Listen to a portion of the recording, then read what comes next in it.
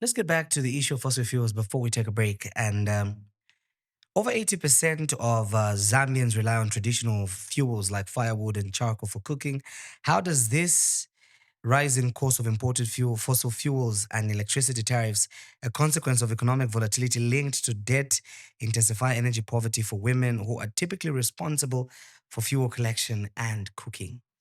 It does intensify it because, first and foremost, um, if electricity is out of reach, they will look at alternative sources, and sometimes it's kerosene. Kerosene, when you have those kerosene lamps, they create all sorts of health problems because of some of the fumes that come out of it. Cooking with charcoal also creates fumes. Some cannot even afford charcoal. These are, when we're talking about deep in the rural areas, we're talking about women that have to walk long distance to go and get firewood. That exposes them as well to issues around gender-based violence. Some girls get into all sorts of situations. And women there, we've heard of women being raped because they're out there. We've heard of women being bitten by snakes, mauled by animals, and all that. Because now the only fuel that they can access maybe is little twigs, which they have to go into the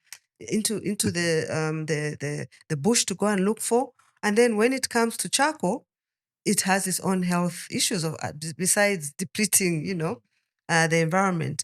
So and then it takes away the time that women have to do other productive issues.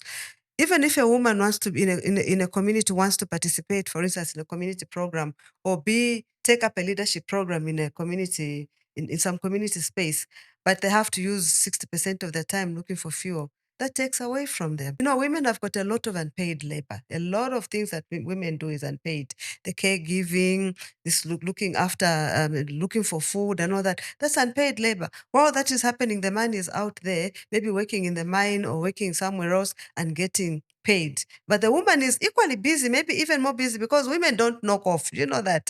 Women don't knock off. First, you wake up very early in the morning to make sure there's water.